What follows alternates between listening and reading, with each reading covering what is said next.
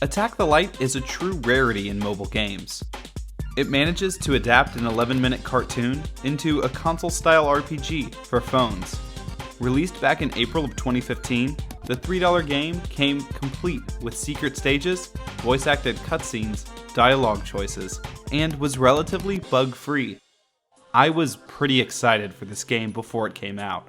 The gaming outlets that were covering its release were comparing it to Paper Mario, a game I loved dearly on the N64. My memories of Attack the Light actually stop right at getting the game. I know I got to the final boss, but I don't remember any of my impressions. Now that the trilogy for this game is complete with the recently released Unleash the Light Apple Arcade game, I wanted to make a 3-part series on it, starting with Attack the Light, trying to understand how Grumpyface Studios successfully pulled off making Steven Universe into an RPG. With Attack the Light, I specifically want to focus on what choices Grumpyface Studios made when bringing Steven Universe to mobile devices, how they succeeded in adapting the world and characters of Steven Universe to a game world, and which aspects of Attack the Light were the most creative. For this modern review, I played the game both on the Apple TV with the PS4 controller and on an iPad to experience both control methods. Some of the footage you'll see that's in a 3:2 aspect ratio is from the iPad. As a heads up, the plot for this game is pretty light, but spoilers for the game could happen at any point from now on. So if you really want to experience this 5-year-old mobile game with a fresh slate, come back here after completing it. With that said, let's start with looking at the overall presentation of the game. Ooh, this place looks fun! Grumpyface Studios makes an immediate positive impression with an adorable intro cutscene that's fully voice acted and presents the new art style for the game. That gets followed up by a perfectly themed start screen that feels so immediately familiar and cozy that it's been adapted for each sequel in the franchise. The world map you're greeted with at the start also looks exactly like Steven drew it. The character models, though they aren't the main ones you see in the show, are actually distance models taken directly from the show that you'll normally see when characters are far in the background. The choice to use distance models was a smart one that helps the game feel distinct from the show, but still recognizable and, importantly to some fans, canon. Enemy designs are completely new here, albeit with input from Rebecca Sugar. My only gripe with the character designs is that some of the enemy designs are too simple for my taste.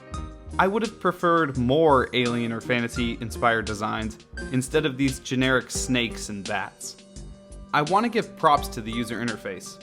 Touchable elements are bouncy and responsive and have a good gamey feel to them instead of being rigid and generic. I appreciate the effort that went into making the entire screen feel Steven Universe-y. Even the way you find an item to use in battle feels like Steven's rifling through his overstuffed backpack, instead of just picking from some menu of items. The music wasn't produced by the show's composers Ivy and Sarashu, but it does a decent job of emulating the duo's eclectic combination of electronic and piano stylings. There's only one song per world, but each is appropriately themed to support the locale. I did start tiring of a world song by the 3rd or 4th level though. The battle music suffers from the same predicament since there's only one battle song used in every fight, except in boss battles, which has a slightly different remix. On a more positive note, the sound effects are recognizable and well connected to the show. It would have been easy to phone in with simple reuse sound effects for a mobile game, but this all sounds fresh. Characters don't always say the same thing when attacking or using items, which is a relief. There's a nice cadence of sound effects going on that carry you through a battle too. The transition between fighting and defending, the explosive sound effect of an enemy releasing its form, and the desperate shifting through the cheeseburger backpack in a dark hour. Also, the sound of Amethyst's whip cracking makes abusing the stick on the PS4 controller delightful. Before really digging into the gameplay, I want to mention the story briefly, which is bare bones but fits nicely into the simpler monster stories of Season 1 of Steven Universe. There are several story pieces that line up with important series information, like the fact that the prism activates in Steven's powerful hands, not the other gems. There's also late-game murals that connect the usage of the prism to ancient wars taking place on Earth, although they don't shed much light on the rebellion beyond that.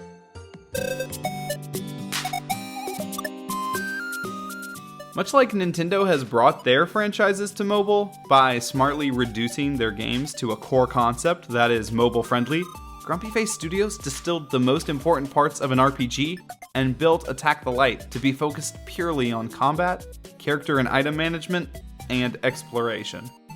You're able to move the gems from one screen to another with a swiping gesture, or by tilting the control stick up, down, left, or right. And on any given screen, you may end up initiating a fight, finding yourself ambushed, or stumbling upon chests, hidden items, secret areas, shops, and healing pools. Of all the choices Grumpyface Studios made when making this game for mobile, I am thankful they didn't attempt to use a virtual joystick or virtual buttons to control the characters, as I find that kind of interface frustrating to use on other games. As for the maps, they're dense and well laid out, with some especially interesting twists that I won't fully reveal in the final world using a maze-like structure.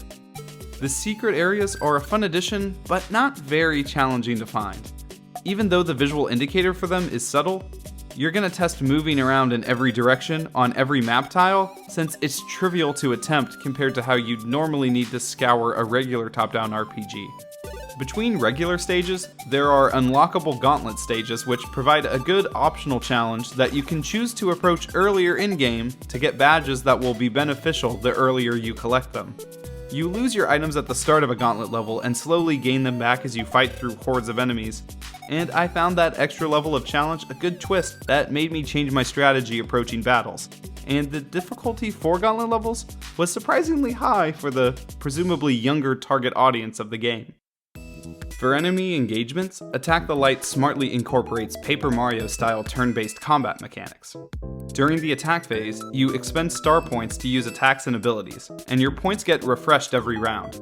You can choose to save star points for the next round while bubbled, or use an item to boost your star points.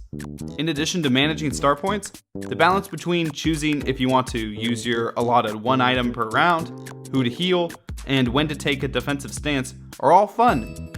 Rounds aren't too long either. The number of star points and enemies feels appropriate for a mobile experience. Also like Paper Mario, there are additional inputs asked of players when attacking and defending that introduce additional skill into succeeding in combat alongside having a smart strategy. Attacks and defense are both strengthened by well-timed taps or button presses as an attack reaches its peak animation. Some attacks also ask you to fill up a meter or perform a special input. All of these interactions keep the RPG from feeling monotonous, requiring you to stay mentally active throughout an encounter, instead of picking moves and items and waiting for a result. For most of this review, I played on Diamond Mode, a hard mode that was introduced about a year after the game came out that, among other things, hides the visual cue that tells you when to tap on the screen to block an enemy or boost an attack. Instead of it being an annoying obstacle to memorize when to press the button to play in this mode, the animations are designed such that you can intuitively tell when you should tap. That attention to detail makes reacting to an on-screen event feel natural, which greatly improves the game feel. Best friends attacking the light, do do do. The movesets of the gems are diverse, and mostly carve out a meaningful role for each member of the team. Garnet's Shield Breaker is invaluable for weakening enemies, and her gauntlet launchers are important for doing widespread damage. Pearl's Spear is the one-point move that you should absolutely power up over the course of the game, and she has the best variety of moves. Amethyst's Whip paired with the KO badge is indispensable in the back half of the game, and her swipe move is killer on Apple TV, if not overpowered. And Steven, in his Season 1 era abilities, acts critically as a healer and defender for the team. Outside of these abilities, I found there were several moves that I never used through an entire playthrough. Some are too high risk, low reward to execute. Amethyst's Purple Puma attack, for instance. Others didn't provide enough benefit for their star points. Garnet's multi-punch move and Pearl's Hollow Pearl freezing ability come to mind. At the end of a battle, you gain EXP, which doesn't automatically increase all your stats. Instead, you get to choose from a somewhat random selection of ability upgrades, stat boosts, and new moves, which is a creative combination of a skill tree and normal leveling system. Occasionally, you also get the chance to earn EXP outside of battle by making a dialogue choice that supports one of the gems. I think this is a particularly Steven Universe thing to do. It feels wholesome to encourage a character and boost their EXP that way. Enemy diversity is okay, but has room for improvement.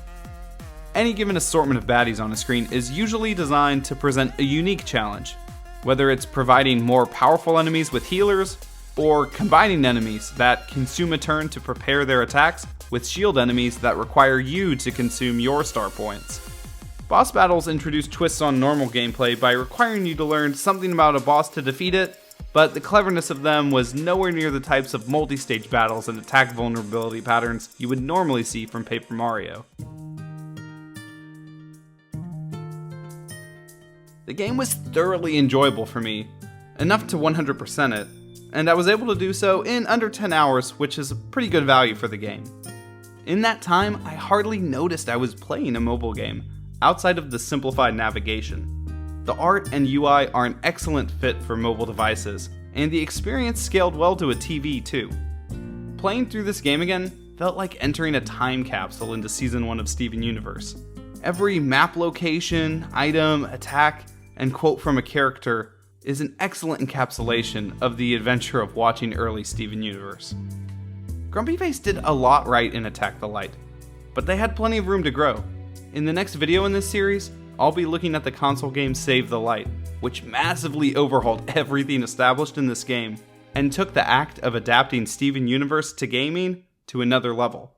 Until next time, nerds. This RPG is amazing!